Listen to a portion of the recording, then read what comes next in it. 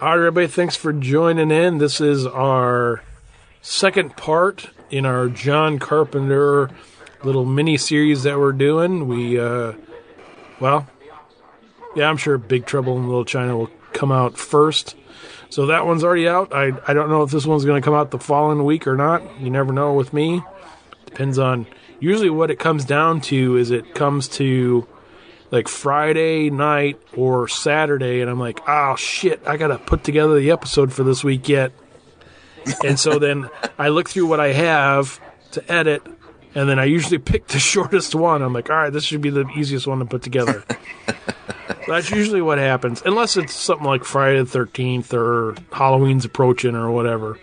But because we have been doing really good. I mean, I have to admit, over the past several months, we've really kind of built a bit of a backlog of episodes, so you guys don't have to listen to any more, at least current time being, you don't have to listen to any behind-the-scenes episodes or me trying to throw something together by myself because the two of us can't get together to record for some reason. One of us is busy or whatever, because we've said before, life happens. It does. And it does. But we are taking a trip back to 1988, and we're talking about the John Carpenter classic, They Live. Oh my gosh, one of his best in my opinion. And now nothing that John Carpenter has done, in my opinion, has reached the level of Halloween. Even The Thing, I know a lot of people would say that is his best film, but to me, Halloween just kind of is on a whole other pedestal all by itself. But They Live is probably my second favorite Carpenter film, to be honest with you. I'd probably put this one above the Thing. It's a smaller movie, I guess you would say. I mean, it's not like the same level of special effects and lower budget, but it's just kind of a neat little story. Really, towards the end of the movie, you have some special effects, but it's very minor. I mean, and I guess maybe the same special effects that were shown at the very end of the movie were probably the same ones they used throughout the movie. They just did them in black and white rather than having them colorized. But yeah, very low. Well, I shouldn't say necessarily low, but I'm sure it was low budget, but a very low key movie for sure. Yeah, and actually when this film was being, I think, put out on cable, was when that was the first time I saw what John Carpenter looked like. Because do you remember that TV Guide channel? I think I'm sure they still have it, but like back in the 80s, it used to have like, and again, I think it still has this as well, but it had this like running ads, Yep. They would show like trailers and things. And back in the 80s on cable, they had this thing where they would constantly do this little thing about They Live. It was like in little behind the scenes interviews with Carpenter. And that was the first time I saw him. And I saw that name, like, John Carpenter. Oh, that's the guy that did Halloween. And I'd never seen him before. And I remember as a kid, that was the first time I saw what he looked like. And I was thinking, oh, this must be a horror movie. And because his name was attached to it, I certainly wanted to see it. Yeah, it was just like one of those small little films, another one that I kind of stumbled upon because of cable. Were you like, oh, yep, that's John Carpenter for sure. Looks like a grumpy old man, even though it's only in 1988 or whatever. Right.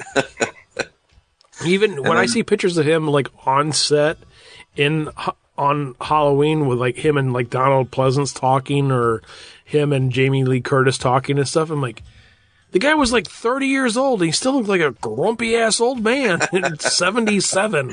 Yeah, no kidding. Yeah, that's funny. Yeah, because that was the first time I saw him, was like seeing the behind the scenes stuff.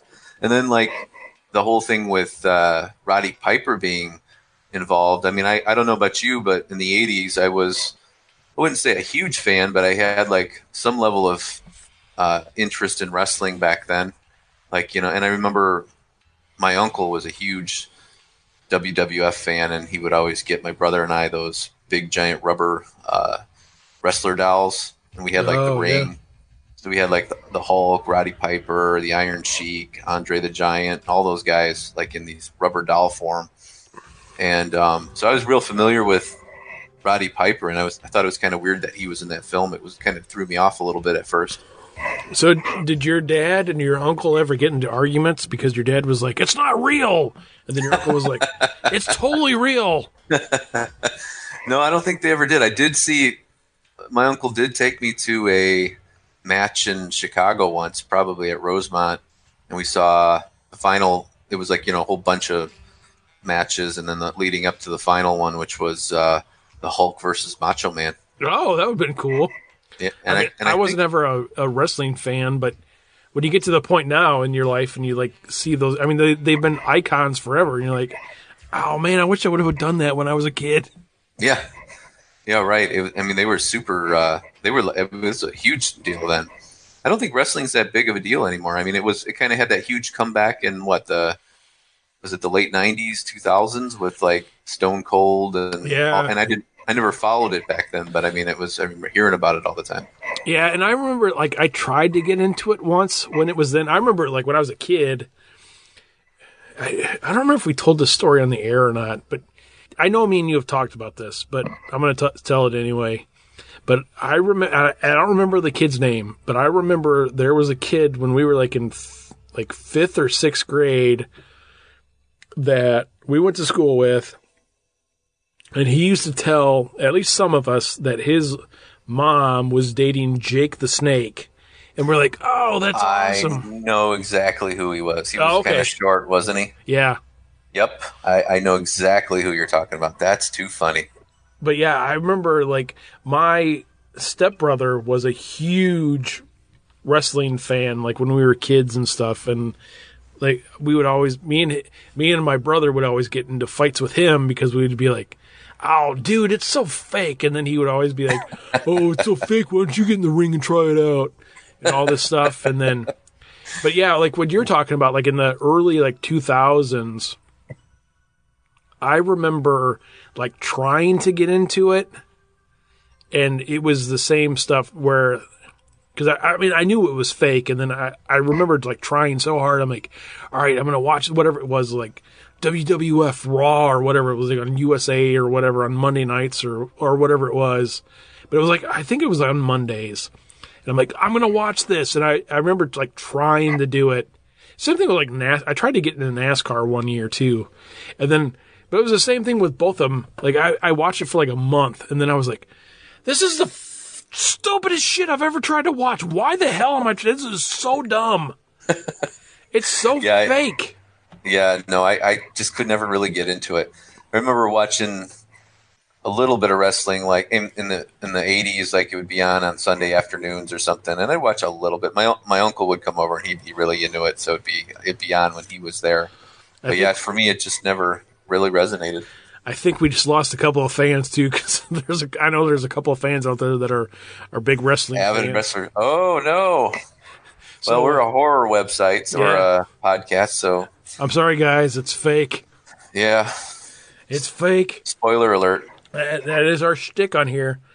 But it was funny too, because when I watched this, I actually watched this morning, the most recent time. And this is one of those movies like. Same thing with like Big Trouble in Little China. Although I don't remember watching this so much when I was like a kid.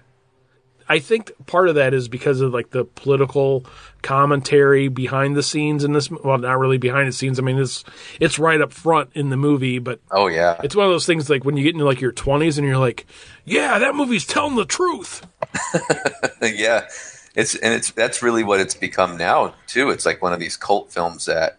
Everybody's saying, wow, this is like real life. Everybody's kind of fallen into that. Now, you got t-shirts made and it's really taken on a whole life of its own, which is kind of cool. It's kind of cool to be like one of the original fans of it. Like, like you can go back and say, I was the one watching this film and nobody even knew what it was. Like, it's a small little fun movie. With one of the longest fight scenes ever filmed, I think, too. Oh, you just reminded me. Yeah, I was going to say, because I watched this morning, and it was funny because my wife was like getting ready because she was going out and doing some stuff today, and she sat down and she's like, who's that dude? Is that guy a wrestler? And I'm like, that's Roddy Piper. Yeah, he's a wrestler. Yeah, this movie is one of those movies where whether it's 1988 or it's 2020, and you throw it on, and it's so weird that the social commentary, which is the whole plot of this movie, is still like. I mean, it just goes to show you that stuff doesn't change, even though everybody's like, "Oh yeah, we're gonna do this and it's gonna change, and we're gonna do this and it's gonna change." It's still the same as it was in the 80s, and then in the 80s it was still the same as it was in the 50s, and it was still the same as it was in the 20s. Right, completely relevant to the here and now. It's interesting how that works. It's so crazy. It is crazy, yeah. But a very enjoyable film, and I like the alien design too. I think that's one of those things where it's so iconic now. Like you look back and once you see that, and like you'll see spoofs of it on like Facebook or on a meme or something, that alien face, and it's so basic and whatnot. And back then it kind of looked kind of hokey almost, but now when you watch it, it's like, wow, it's such an iconic image. It instantly throws you back to, exactly what it is. It kind of reminds me of, I remember like the last couple of times that I've watched this, because we've talked about this before with some of these like independent, low budget guys shooting stuff in their backyard type of horror movies that we've talked about. Yeah, right. Where you have these like masks that just like stretch over your face, and it's like skin tight, and you have the whole thing where like you move your mouth, but then the jaw of the mask just kind of like moves a little bit, because that's the thing with this movie. Like every time like the aliens talk and you can see like their true form, all I can imagine is their teeth like kind of clacking together, because that's all that they're doing. Is like, it doesn't really look like he's talking, but his mouth is kind of moving. I think if I'm not mistaken, I think I remember reading somewhere that there were only like maybe 2 masks made, and they just kind of, they used them. And everybody had to wear the same mask. I think so. If I remember correctly, I'll have to go back and read up on that. But I do. If anybody could answer that for us, because again, we're too lazy to look on our computers to find out the answer for this. But can somebody confirm that for me, whether or not and maybe send us a message whether or not there was like 1 or 2 masks made for the film? I know that was like something like that because it was so low budget. Oh, it's so crazy. And this kind of goes back what me and you were talking about off the air yesterday. The Halloween car that's going to be at Flashback this year is, I guarantee you there's some guy somewhere that's like, oh, I got the original mask that was in They Live. And you're like, well, there was only 2 masks made, and they were both thrown in the garbage when the movie was done. How the hell do you have them? Right. And the guy's like, oh, it's the same mask. Trust me. Well, I know that Trick or Treat Studios I think they're still selling them, because I know they got rid of some of their licenses recently, but I know they had the license for it. They did a real good replica of it. Well, I'll tell you, I bet you if Trick or Treat Studios, because I have a Trick or Treat Studios Halloween 2018 mask right here that I'm looking at, but I bet you that if they did a replica of They Live alien mask, it's probably a better quality than what was in the movie. Probably. Yeah, this is a pretty low budget thing here for sure. Even the fight scene wasn't. I mean, they had some pretty hokey sound effects during that. Oh, do you want to talk about the fight scene? We can talk about the fight scene. Let's talk about the fight scene. This is one of the, and I've shown just that to people. What we've talked about. I've been at people's houses, and I've been here, and we've talked about like fight scenes. I was like, you want to see the best fight scene ever? And then like, you got YouTube on your TV? Type They Live fight scene. Let's watch this like, whatever it is, like 8.5 minute scene. Right.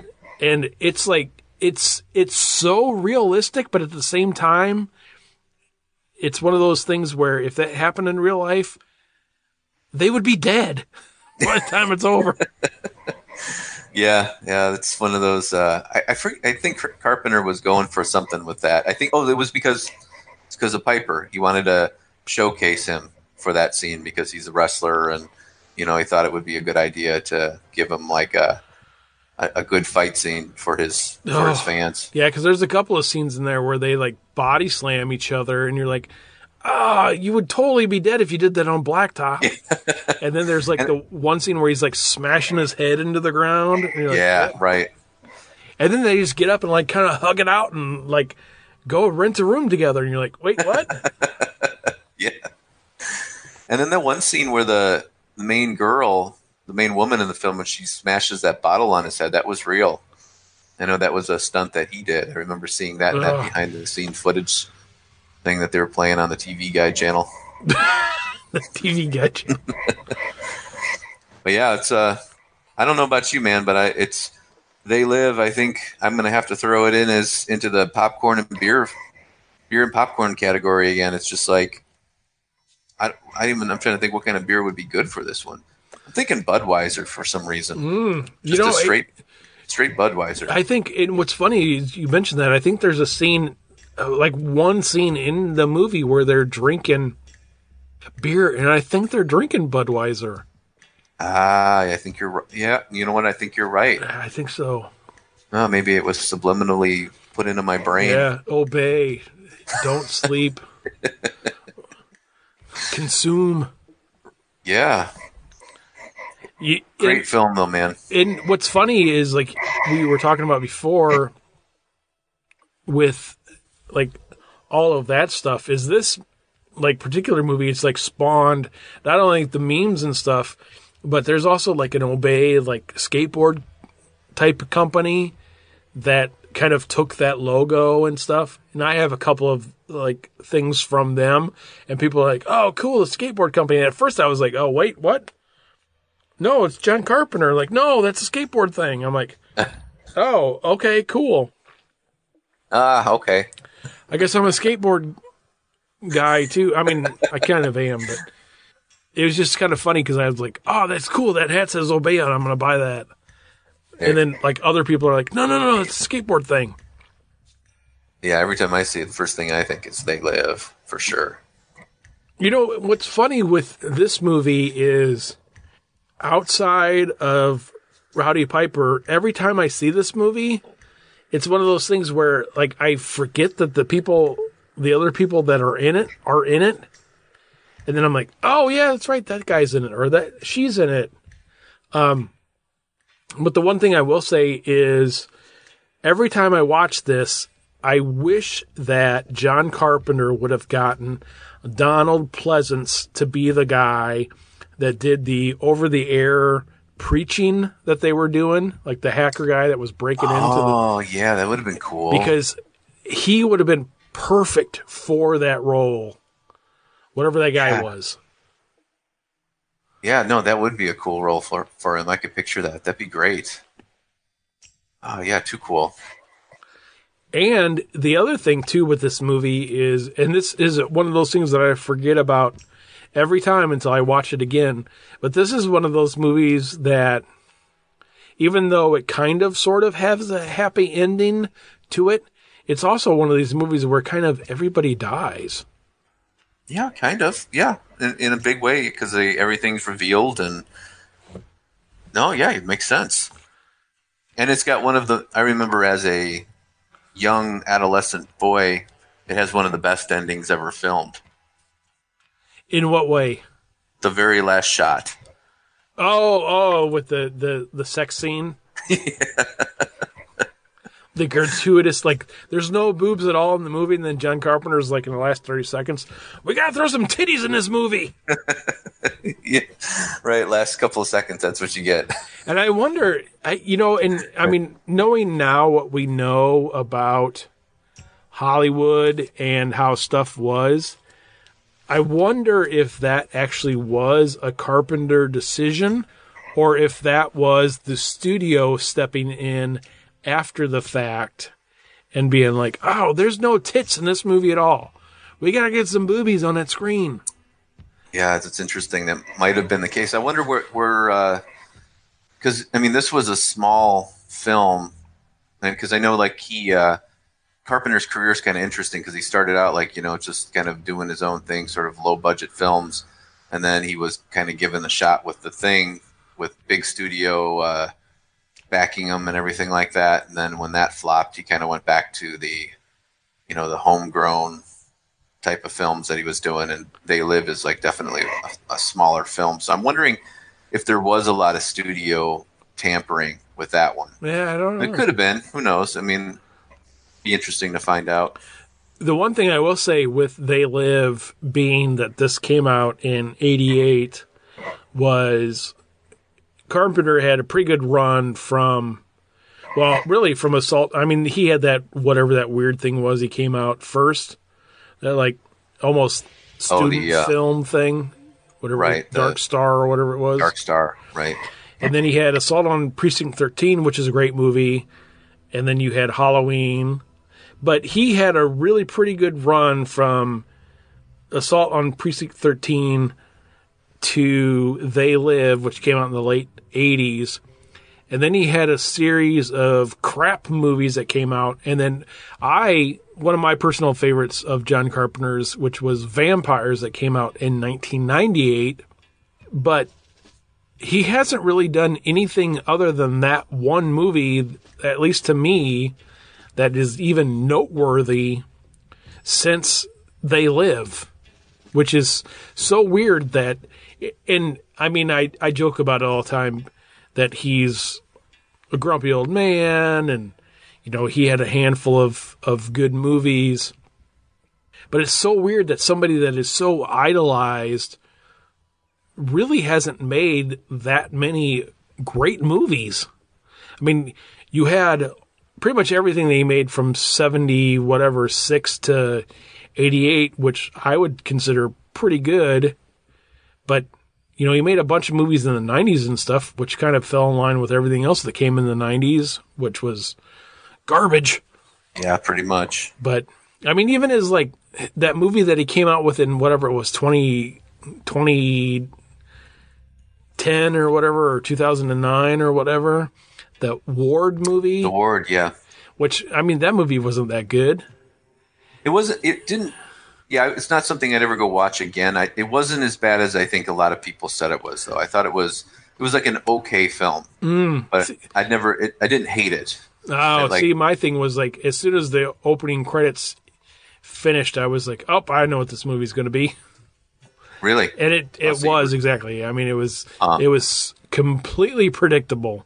Gotcha. But, yeah, it's just, I don't know. But this movie in particular is one of those, which it makes sense that this wasn't a huge critical success, because I can't imagine that, this is coming out in 88, so you had the end of, the last year of Reagan, and you're going into George H.W. Bush into office, and you have this movie coming out that is saying, we're all being controlled, right? Consume, buy, and all this stuff. I mean, I can't imagine that. I mean, I'm not really sure if stuff was as controlled then as it is now, but I can't even imagine that a lot of the networks were like, yeah, let's go ahead and put the TV spot for this movie up 14 times during the Cosby Show or Cheers or whatever is on. Right. Yeah, that's the thing. I don't remember it as a theatrical film. I mean, sure, I know it was, but like, I don't remember it. It seemed like just a small little thing that came to cable, but it probably wasn't in the theaters very long. See, and that's the thing now, where, can you imagine if John Carpenter was a fresh out of school guy, and he had all these, I'm going to make this, I'm going to make that, I'm going to make that. I mean, if he was picked up by like Netflix or whatever, Amazon Prime or something, or Shudder even. Oh, yeah. Well, he did the soundtrack. Well, but I mean, like doing movies. Yeah. Like, like, oh, hey, I have this idea for these babysitters getting killed. Yeah. Let's do it. Right. And then, I want to remake this story from the 50s and, this alien thing in the Antarctica and stuff. And they're like, oh, fuck yeah, let's do that. Yeah, that's probably where he would have ended up if he came out now. And he would have had success, like, out of the gate.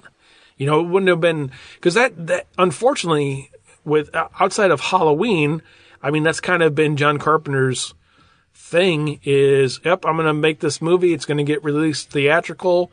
It's going to die a horrible death in theaters, and then people are going to be like, "Oh, hey, you know what? That's actually not a bad movie. I think I'm going to watch that every weekend." Yeah, that's so funny. That's pretty much his whole catalog outside of Halloween is just a bunch of theatrical flops that like everybody watched billions of times on cable and fell in love with as kids. Well, the whole like The Thing. I mean, I think when that came out, all like our people our parents' age and you know a little older than us or whatever hated it, and it was just like our age, our generation that like you know basically got stuck watching it on beta and VHS and on cable and like we're like this is a pretty good movie, and then like all these years later like yeah The Thing that was great I remember watching that you know and then we kind of boosted it up and then all the kids underneath us started saying hey yeah that's a great movie, so I think it kind of had that word of mouth from that perspective, but like the older generations just weren't into it. Yeah, it's so weird. Crazy weird.